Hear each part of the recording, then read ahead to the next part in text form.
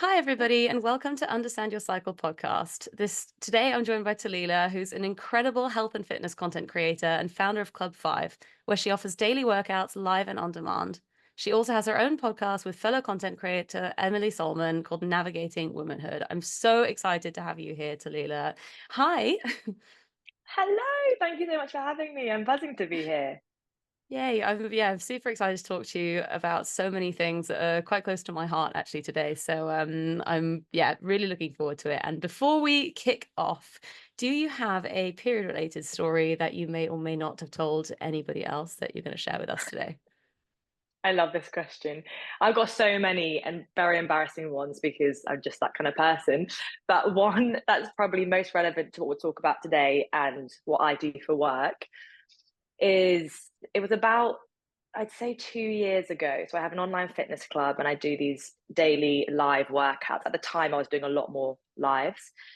So I get up in the morning, 7:30, hit a live, and I do these workouts to an audience.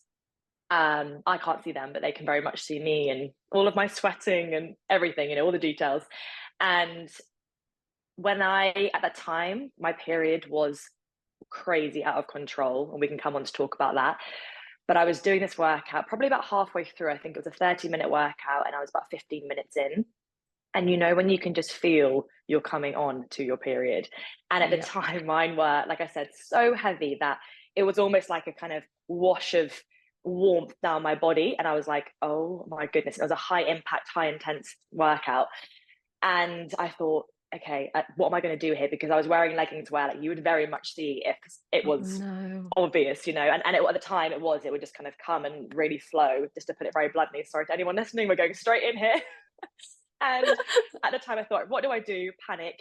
So I said to the live audience, guys, sorry, someone's at the door, gotta run, keep going through this movement, I'll be right back. And I literally had to sprint to the toilet, find a tampon, shove it up there, to be again brutally honest, and then run back and be like, right, guys, let's carry on. And like literally during a workout, thinking like it, and I could feel it again, getting like expanding within me. And then after the workout, like about 10, 15 minutes later, I had to run to the toilet again. And that tampon was ready to be changed. Like that's how Oh heavy my my God. periods were at the time. Wow. And it was a time where like I can laugh about it now and be like, oh, that's so jokes. No one kind of really knew. I could pretend someone was at the door, whatever.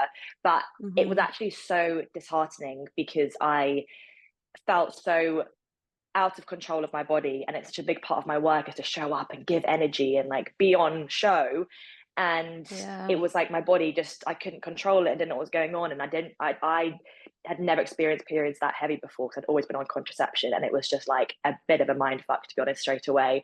But I can laugh about it now, and hopefully I've kind of got a bit more control of it now. But it was just, yeah, a bit of a horrible way to like do a live workout and just feel bad for my audience, thinking, what's she doing? Why is it taking so long to answer the door? Oh my goodness. And also like going from when you're teaching, you're so involved in what you're doing. And it's very much like you have to be really on it to being like, oh shit, there's Yes. something else I have to think about now that's very pressing and very urgent. And like having to try and keep everybody motivated. And oh my God, I Right, can't even imagine how exactly. how difficult that must have been. Ugh, It was just more like madness. embarrassing and kind of frustrating. I didn't have control of my body at the time. But also, I was really trying to get in tune with my body. I was trying to understand my cycle and period. So I was always grateful when I had a Mm. period. I was like, oh, amazing. I'm, really feeling and in tune with my body. But then also, like, wow, it's so, I just don't know how to deal with it. It's so alien to me because I haven't had a period for literally 10 years. So Yeah. Was there that we what go, happened straight in the deep end. when you had the implant? You didn't have periods for 10 years. Was that wow? That's a Yeah. long So time. crazy, quite scary. Like at the time, I was like, dreamy, no period, how great, like just Mm. super chilled. And then, yeah, it was probably I had the implant put in. I think I was must have been about 17, and I had it for 9 to 10 years. Changed it Wow. every 3 years. Um, and then the last year was when things started to really change and symptoms, like my body just shifted and it just kind of rejected it, didn't want it in anymore. But for that whole time, didn't have a single period. So from when I was like, yeah, like Wow. 17 all the way through to like, it's mad, really crazy. That is crazy. Do you know what changed in that last year when your body started rejecting it? No, and when I spoke to doctors about it, because I saw lots of specialists afterwards, they said it's just as a woman, our hormones do change throughout our life Mm. stages and cycle. And they just said, we think it's probably your body saying maybe it's time to change contraception, try something new. And again, the doctors know, not kind of putting hate on them or anything, but they were recommending the next contraception to go on. And I was very much like, I really want to go natural and just kind of understand my Mm. body. It was a time as well where I think mentally I was ready to understand my body. I was nearing an age where I thought, okay, well, I really want to actually get in tune with my cycle. I want to have kids eventually. I want to understand that. So for me, it was like, right, well, I know nothing about my cycle, symptoms, how I bleed, like literally anything for 10 years. It's Yeah, actually, it wow. makes me feel really sad. Um, Mm. and the doctors were recommending the next form of contraception. And I was kind of thinking, no, I know I want to be natural. And my body was probably trying to tell me that through all these symptoms. And like I Mhm. started to be like basically spotting constantly. And I hadn't had a bleed for, like I said, nearly 10 years. So all the spotting, mood changes, skin, like I was just turning into a bit of a different person. So that's when I decided to come off it and basically, got the implant removed, which was so scary because I had no idea what was to come.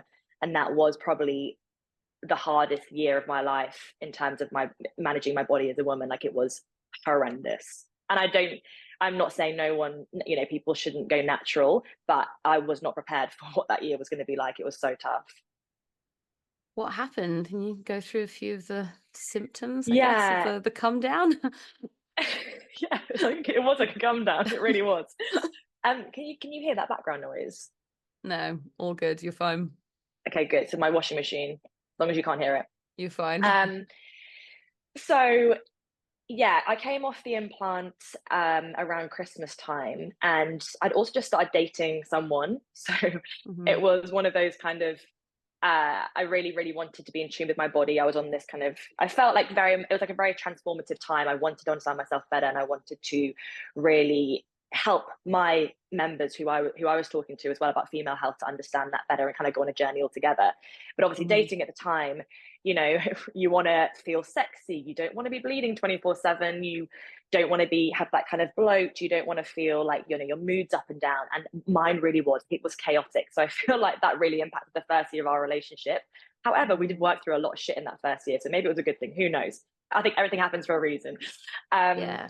but at the time, the bleed was, I was kind of bleeding nonstop. I would kind of maybe have a break for a few days, but then it would be super, super heavy. And like I said at the start, I was having to change my tampons. I'm sorry for being so graphic, because it's fine to be sharing this No, this stuff. is so great. Continue. Please Okay, continue. good. Straight in there with my bleeds, God. Um, so I was changing tampons like every 15, 20 minutes for a Wow. while. Like Oh it my was gosh. so heavy. And obviously that is draining because so much blood is Mhm. coming out of your body. And I was trying to do my workouts. And at the time, like I said, I was doing a lot of lives in the week. So I was getting up, having to give energy, then work the rest of the day on the business. Like it wasn't like I was just then chilling.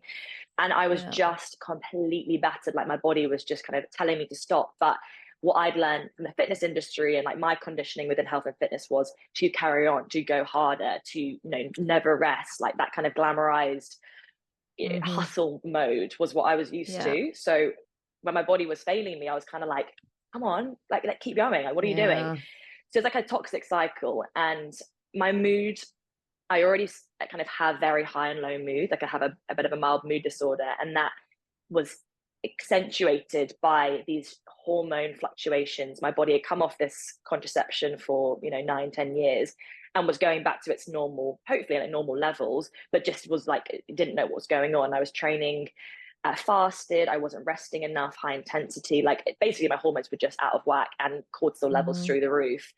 So my mood was all over the place, and that was probably the hardest thing, because naturally I'm a very positive person, but I was going through huge lows, like really, really, really kind of um not depressive. I would never say I was like depressed, but just kind of didn't want to get up, didn't want to go and see my friends, cancelled so many plans, Mhm. struggled to be motivated when the camera was off. So when the camera was on, hey guys, how you doing? Like, full of energy.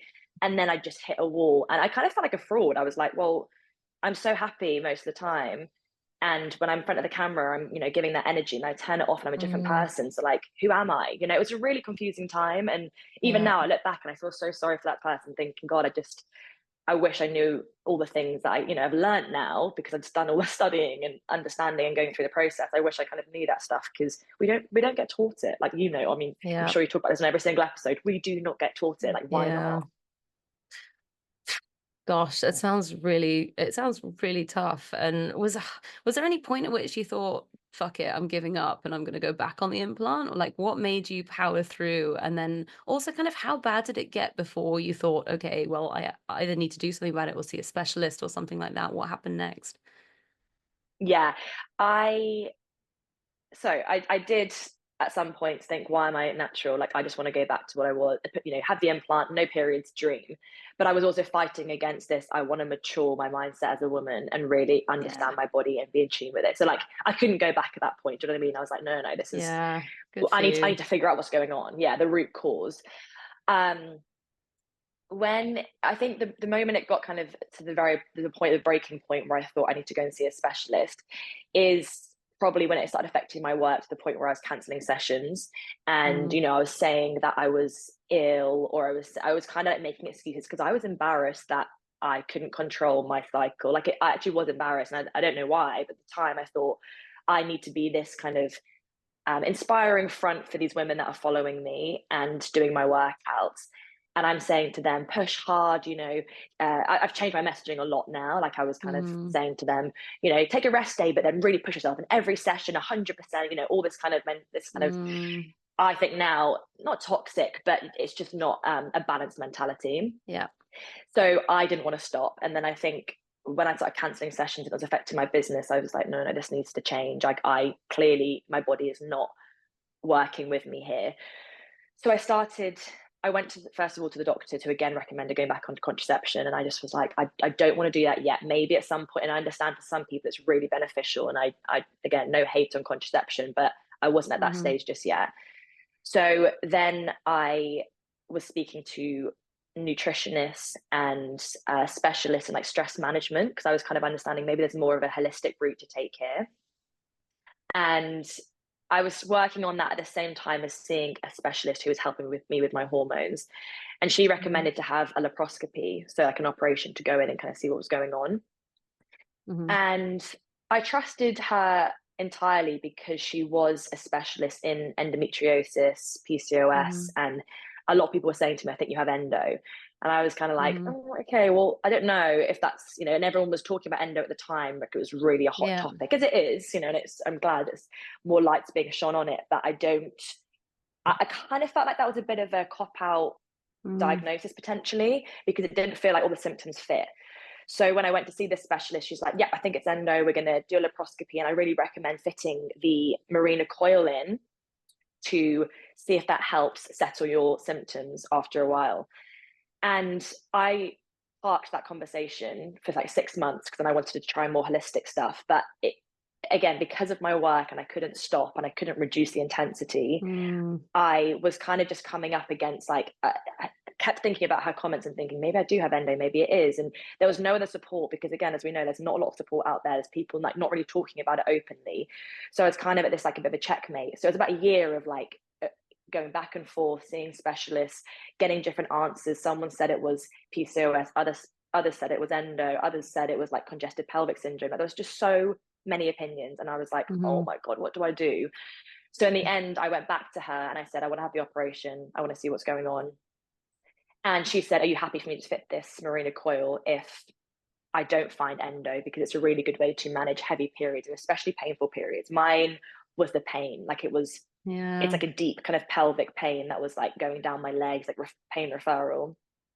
So I was like, right, I had a good chat with my partner and I was like, you know what? Okay, I'm just going to go for it and let them fit. I can always take it out with the coil and let them fit it. So I did. Um, and they didn't find any endo. There was like a lot of inflammation down there. And again, Mhm.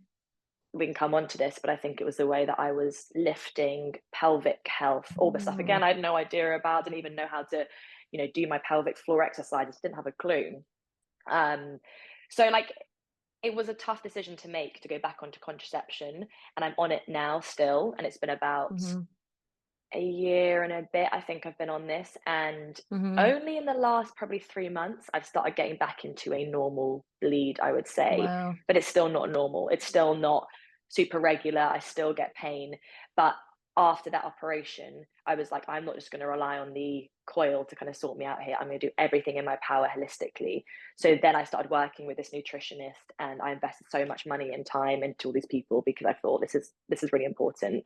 And I Yeah. wanted to get my body back to like a really good level with the support of contraception to hopefully then be able to come off it and be to not Yeah. have that year I had. Do you know what I mean? It was kind Yeah. of like helping each other. I would love to Yeah. have been natural, but for me, it just wasn't possible at the time. Yeah, I mean, managing all of that pain and all of those symptoms whilst also trying to figure out what it is. And I mean, you can't, when your body's under that much stress, doing, trying to figure out what the hell's going on because you've, removed something you've had for 10 years. Like you can't, yeah, it makes sense. All of this definitely makes sense. Like, and now Yes, you've got the freedom to actually figure it out. And oh man, exactly. what a journey. I'm just like, I'm Tough being a actually, woman. yeah, goodness. And what you said about endo is interesting because like I mean, I now know so much about endometriosis and PCOS and all this kind of stuff. And I've heard a lot of people talk about it. And it doesn't, you're right, like what you described and all of that doesn't sound like it was endo, No, but you're right, it I kind of know. feels like a cop out from the specialist. It's a shame. That's the thing. I think people, almost don't know enough about it. And again, I Yeah. get it. Like GPs aren't really taught about women's health. They're not specialists in that area. I totally understand. But the symptoms I was experiencing, there's so much now that I know holistic methods to manage this stuff and to kind of, Hmm. bring our cortisol levels down and to be really aware of that than just rely on pills and, these kind of hormonal interventions, because Hmm. I understand the benefit of it, but I just think it keeps allowing us to be further out of tune with our Yeah. body. And why we need to know what's going on. Like we are such I love being a woman. Like for that year I was like, Yeah. being a woman is so hard, men have it so easy. But I never want to. I just love being a woman. It's so incredible and so magical. And I'm so glad what's happened has happened, because I've never been more understanding of my body and more like kind to my body, because I feel like, again, as women we're like, oh, our hormones, god, what a nuisance, they burden us. And now I'm like, no, it is my superpower. I get it. I know how to use them now. I know how to lean into them, to rest more, to, Yeah. when I'm feeling incredible, that's when I'm most creative and productive. And like my mood disorders massively been not balanced, but like more manageable, because I was understanding that the hormone fluctuations were affecting that too. And there's loads of things coming out about, ADHD or mood disorders, and again, hormone intervention there, and how like we haven't understood how much it's all linked. Like our body is just incredible. We just don't understand it enough. Yeah, absolutely. There's just not enough research because, I mean, and then we get I given know. hormonal contraception to just like, treat the symptoms, but never actually get to the cause of everything that happens to us if our hormones are out of balance. And yeah, that's my real Yes. beef with it. Like, there's so many great things that come from hormonal contraception. Like, we'll never dumb that down, but also like it's not for everyone, and it shouldn't be used to treat all of these things that we have as women. We should be trying to figure out where they're all coming from. Yes. And yeah, okay, so talk to me about the holistic ways that you've been working on, and things that you've Mm. learned in that sort of sense. We get a lot of women asking us this kind of stuff because they don't want to take the drugs, or they don't want to, they just want to try and figure this out themselves and do things a bit more holistically. So yeah, I'd love to know. Yes. The biggest change for me was the way I was fueling my workouts. There's a lot of Hmm. things. This was the most significant. I was one of those gals who didn't train in the morning and then didn't eat until about 11, 12 o'clock, midday. I loved intermittent fasting. I thought it was super helpful for my training. I didn't have that kind of hunger in the morning. I thought I had enough energy. I started doing intermittent fasting when it kind of became trendy. And Mm. again, hands up, I fell kind of, I guess, victim to the kind of diet culture or fads out there. Fasting can be amazing for a lot of people, but again, there's not enough supported research around what it's like for women and how it affects us in our training. And the kind of Hmm. training I was doing, the intensity so early in the morning on in a fasted state, I believe now, and definitely it's the case because I've been experimenting for the last year and changing the way I've been eating before my workouts. training fasted just caused my body to be in so much pain and so inflamed. And I've noticed, like, my inflammation, like kind of externally, but also internally, like every time I would train after being fasted, I would feel like this kind of bloating and this pain in my kind of lower stomach area and around my kind of pelvis area. And I've now started incorporating a small amount of food. Doesn't have to be a lot, because loads of my clients also say to me, I don't want to eat before I train. Like, I'm going to be sick. It doesn't feel good for me. And I'm the same. I don't want to eat a big meal before I train. Like, I like to feel quite empty, so I feel more energized. I do. Mm-hmm. But all I will have now is a banana, or even half a banana, teaspoon of Yeah. peanut butter, and just it allows the blood sugar levels to be balanced. It allows that cortisol to not spike, because again, after we wake, that spikes straight away, fight or flight, ready for our day. Then you're having a coffee. I had three back in the day, in the Oh my morning, God, back to back wow. before my session. No wonder I put myself in the state I was in. And then I would have no food, straight into a hit workout, finish my workout, into meetings, and not eat. And my body is just like, whoa, what's going on? Mm-hmm. So now, having that calm time in the morning where I'm not just being my crazy self, I will have my water, I'll have my snack, and then I'll have my coffee. Sometimes even have a coffee after my session, which massively helps. So training fueled, not fasted, is like my motto now. And every single woman I work with, I say, please just try it. Like, I just think, it's changed my life and changed my pain and Mm-hmm. the intensity of my period. So why not give it a go? The second thing would be intensity of my training. So like I said at the start, I was a cardio hits bunny. I've always done strength training, love resistance training, but I was doing, heavy, high impact work pretty much 6 days a week, Mm-hmm. which I saw amazing results from. But at the same time, I was never letting my body fully recover. It was never Mm-hmm. being allowed to just, again, lower the cortisol and do more kind of Mm-hmm. mindful movement, and things like yoga, things like Pilates. I was like, oh no, boring. I just didn't want to do them. I didn't find it a release. For me, movement is this stress relief. I'm feeling, Yeah. clear headed. It's like my therapy. Mm-hmm. So moving slowly was not really what I wanted to do. But again, speaking with these specialists, and I was working with a pelvic health specialist at the time, like a women's physio specialist who literally just looks at your pelvis, incredible woman. Um, she was like, try lower impact movement, just lower the intensity. Like, why not? 2 sessions a week, just swap them out. So I was like, right, okay, let's see what happens then. Incredible. Doing like Pilates with strength training and hit, that just helped my body Mm-hmm. again feel more energized and able for the sessions that I wanted to push hard in. So I was getting better results, hitting PBs, all the things I wanted to do. But it also just, number one, it's calmed me. It kind of calmed my mind, calmed my whole approach to my body, my cycle, and myself, I guess. It was kind of mad that I hadn't done it before. And again, that Mm-hmm. Pilates style movement taught me about core engagement, pelvic floor engagement, the stuff again that I've never done when doing high intensity or Mm-hmm. lifting.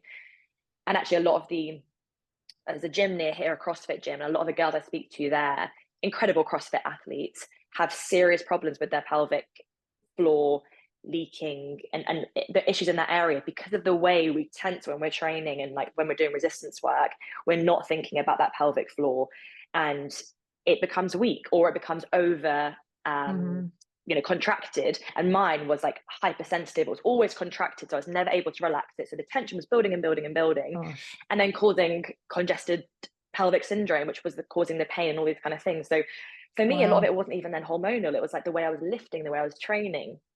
So yeah, the exercise intensity was one, and then the final one was probably there's a lot more, but these are the main three. The final one was probably the way I was resting, or lack of. I was not recovering. I was not doing any kind of down regulation. Like, I thought, I don't know, kind of going for a daily walk for 30 minutes, although that's great. I thought that was kind of my way to decompress. I wasn't doing anything else. Mm. It was just go, go, go, running my business, doing workouts, challenging myself to always different things I was doing. And I never once did things like kind of the doing saunas or cold water therapy or mindfulness, or just like anything that was kind of letting my body slow down. So when I started doing that, that made a huge difference. Because again, it was all about my stress hormones. Like, my cortisol Yeah. was just meant through the roof. So it was all about trying to lower that down and be really kind of, yeah, I guess for the first time in my life, mindful, which is sad to say that when I'm like 31, but I hadn't done that before, like never. So This is all actually really relatable. I mean, you're talking about this, and I've realized that I've come on a very similar journey without fully realizing it, I think. I really, mean, when you're so deep in diet culture that you're training 6 times a week, but you're resting one day just because you absolutely fucking have to, right? And then some of the other yeah, days you're training twice in that day and not telling anybody because you kind of like it, and cardio kind of doesn't count, and all that kind of shit yes, that we did like all that time ago, right?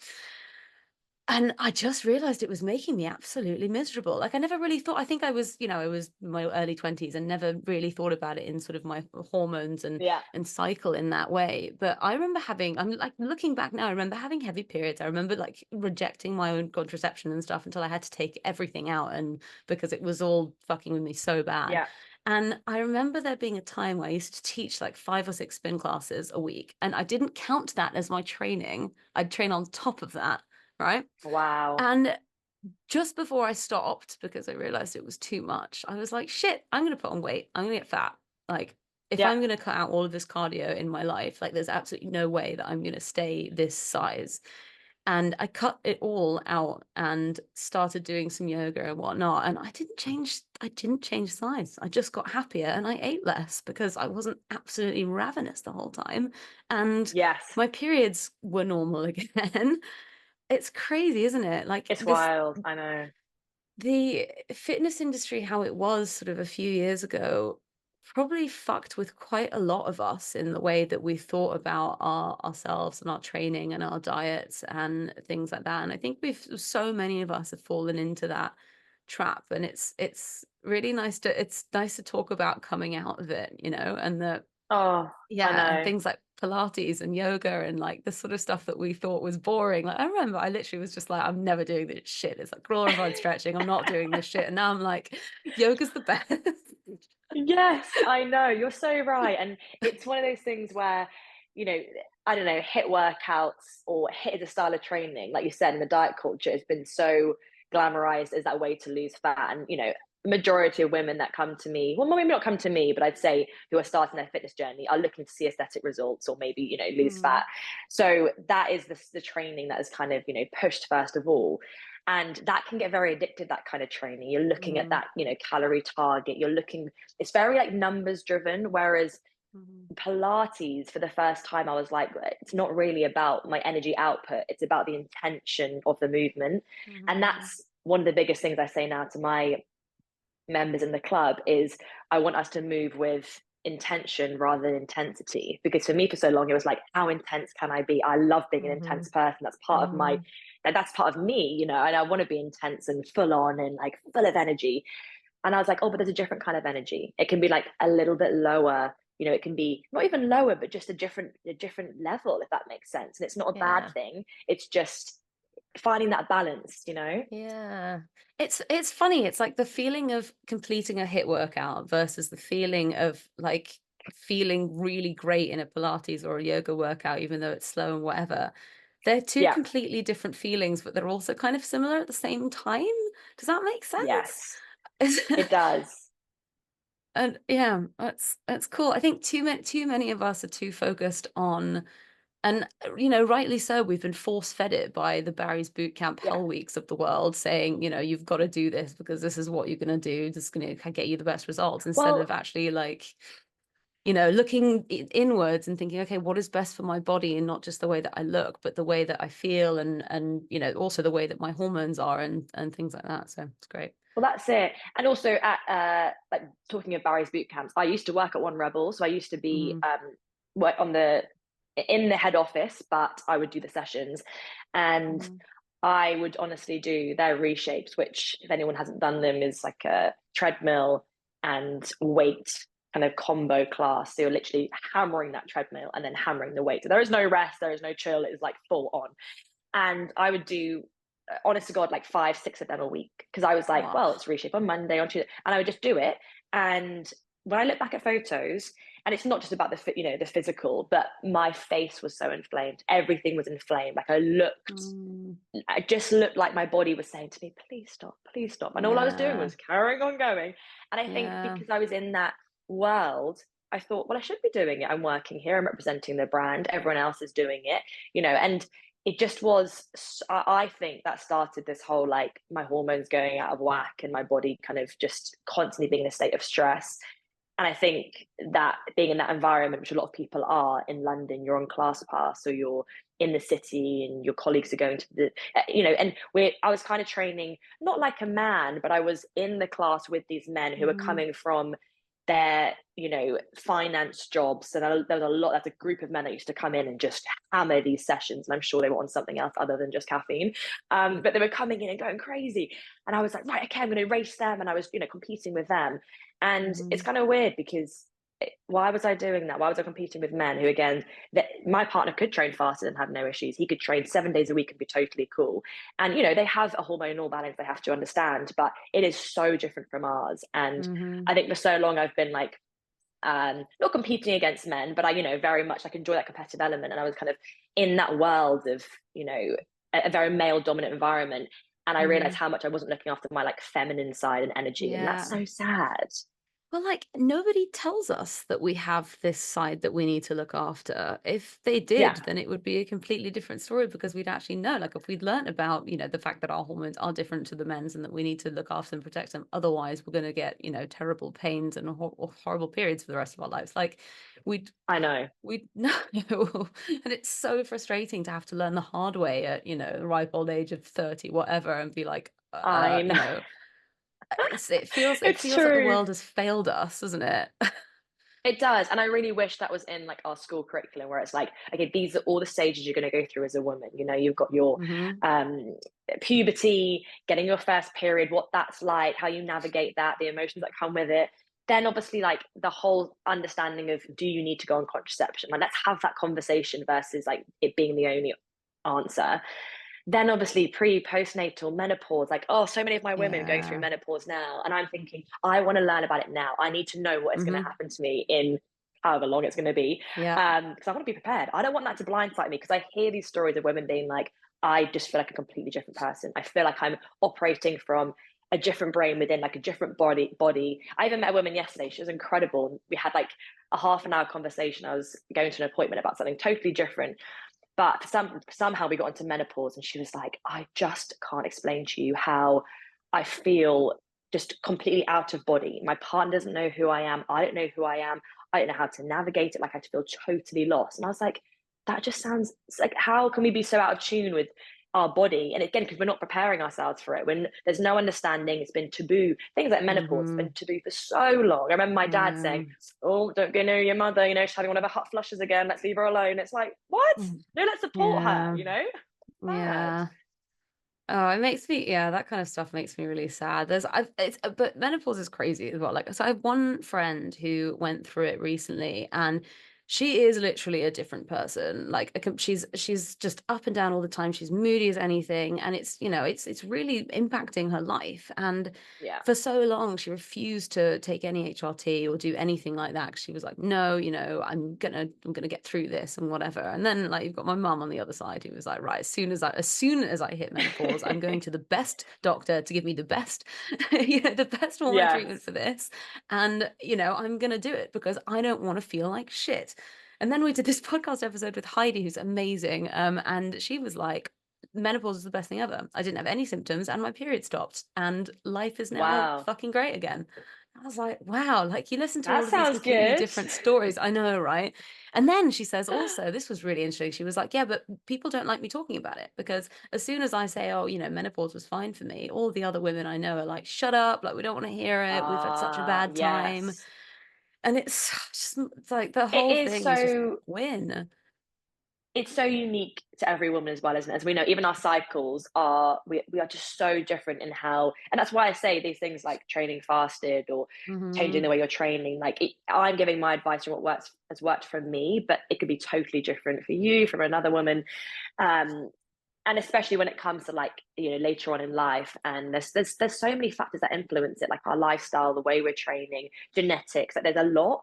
So Yeah. it's, again, frustrating because there's not like a textbook we can read and be like, okay, cool, this is how we navigate this stage of our Yeah. life. It's just not going to be the way. You just have to be so in tune with your body. There was something I was reading or maybe listening to where the again the divorce rate when women go through menopause increases, and that is so fascinating to me. I'm thinking, Yeah. why our minds change so much. We change how we're feeling, what we want. I just feel like we're on a higher level to men out there, and that's why I love it. I'm Yeah. like, we're just unlocking new stages as we go along. So it is Yeah. exciting, it's scary, but it's like we're leveling up Well, constantly. that's I feel like they're just like, I mean, yeah, like conspiracy theory from my end, that's why they don't teach Mm. us this shit. That's why they don't want us to know. Like, we would be so much more powerful if we Oh, were all, imagine if we knew everything there was to know about ourselves and we didn't suppress everything and, like, want to be like men, we'd take over the fucking world. we We actually just would. would. Who needs Yeah. men? I think, and what you're saying about everyone being so individual and different is 100% true. I think when people get disheartened about that and they're like, oh, I can't ever find anything that works for me or I don't know what to do. It's like, instead of seeing this journey of exploration as a burden and as something that's long and it's tedious and whatever, we have to try and look at it as something positive that's going to help us in every single other aspect of our lives. Like, discovering who we are and how our bodies work is fucking beautiful, even though it's really, really hard, right? And it's Yes, we've got to do it. We've absolutely got to do it. Yeah, I commend I you love for that. going on this journey that you've been on, because wow, what a ride. Yeah, it is. um Yeah, and I totally agree with you. I love that you said that. I think you're so right, and I think we're scared to start because it is a long journey. It's not a quick fix. Like, we want the quick fix in health and fitness. We want to know what pill to take, what mhm. training style plan to follow. I get it, but I don't think anything comes from like an easy ride, and it has to be tough. And even with my relationship now, it was really really tough to navigate that at the start with these Mhm. hormonal changes, cycle understanding my cycle. It was so tough. Like, all I can say is it was almost breaking point for us, and not just because of me, but because he didn't understand it. He wasn't good at articulating how Yeah. he felt or the frustrations that and it's the frustrations from both sides. It's not just like us going through it; it's them trying to navigate. Okay, how do we, how do I Yeah. kind of support her in the best way? And I'm with a very, he won't mind me saying this, but very unemotional South African man. So, I am navigating Yeah. that emotional, that kind of pull, but Yeah. I love it. It's a challenge, and I love a challenge. But I Mhm. think that is when you're trying to navigate it, you have to be so honest with your partner. As a woman, Mhm. being vulnerable and open, like, is one of our most incredible assets. And I think if you can be vulnerable and not ashamed of it, that is when I unlocked like a new level and I owned it. I wasn't embarrassed anymore. I was like, I am not feeling good today. My body confidence is low. I need you to help me. Rather than being like, yeah, I'm Yeah. fine, I'm fine. What are you looking at? And being Yeah. defensive, that causes them to be defensive. And then you're in this big kind of toxic cycle, and helping them understand, and the right man or woman who, Mhm. whatever partnership you're in, will understand and will listen. If they're not willing to, then like, I just think you need to find someone else. That's my honest opinion with this stuff. Yeah. Agree. And I love that. I've got two final questions for you. They're both advice related. Do you have any advice for anybody that's looking to come off their current member of contraception? No, their current method of contraception. That's what I meant. um, oh, well, I probably haven't painted a good picture because it was so traumatic. But I first of all would probably say, don't just expect to come off it and it's going to be a chill, easy ride, because for some people it is, and for a lot of people it's not, especially if you've been Mhm. on contraception for a while. So I would team the approach of coming off it with a holistic approach and find someone you can work with. There's so many incredible specialists out there who, will support nutrition for your hormones, or again, maybe a coach to help you who specializes in women's health to help you understand how you should train again. Um, so I would kind of very much recommend coming off it, but teaming it with a holistic approach so that you start becoming more in control of it, because your body will take a time to adjust and time to, recalibrate essentially. So it's really important that you're kind of helping it rather than just expecting it to go back to normal, because it is a form of artificial stuff we're putting in our bodies. So like, we need to kind of coach it back to its kind of original Mhm. normal state. I love that. And also, do you have any advice for anybody who feels like they're in a bit of a toxic, don't like using that word, but maybe it's okay here, but like a toxic workout slash food, just generally looking after their body in that kind of way, a toxic cycle of that? Yes. So I'd probably say, to begin with, have a look at your whole week. This is what I had to do, a bit of a lifestyle slash training overview rehaul to be like, okay, well, what's going on? What am I doing here? Because what you see as normal as the right thing to do might not be anymore. And especially as your body's changing. And again, it's not our fault. We've just been taught it, diet culture, all of it. So like, again, this is just us reteaching ourselves. I'd first of all look at the intensity of your week. So like I said, really 1 to 2 hit sessions max, I would personally recommend every week. Great for that endorphin boost, brilliant for our cardiovascular health, heart health, all of that amazing. But your body doesn't need to be doing more than like 30 minutes of that kind of really high intensity zone Mm-hmm. 5 type of training. Then team that if you can with resistance training. Like that is my, I absolutely adore strength training. I think it's incredible for us and throughout our whole life as women as well, really important as we age. So if you can be doing like 2 or 3 strength sessions a week, again, doesn't have to be like super high intensity. You don't have to be breaking out in a sweat. There's that kind of common thoughts or like misconception, sorry, that we should be sweating to have worked out hard or to be burning all these calories to have had a good workout.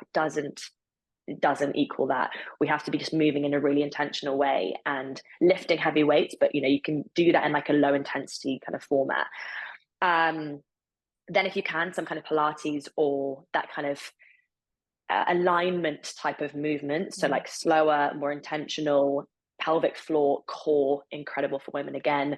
So that kind of hybrid is what I would personally recommend. And then every single day, without fail, I'll go out for my daily dose of nature walk, 30 minutes minimum for my sanity, for my dog, but also because that low intensity, steady state is amazing for our bodies. And again, our longevity and joint health. So I would just say, have a look at it. Does it feel balanced to you? If not, don't be afraid to pull back.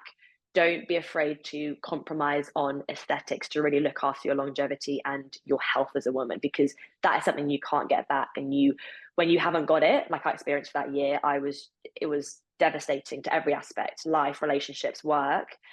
If you haven't got control of your health, like how you look means nothing, so it's really about that shift. And I think working with a specialist, but also like a mindset coach or a therapist who can help you shift that mindset, that was huge for me too, because it's ingrained in us. Like I said, it's not our fault.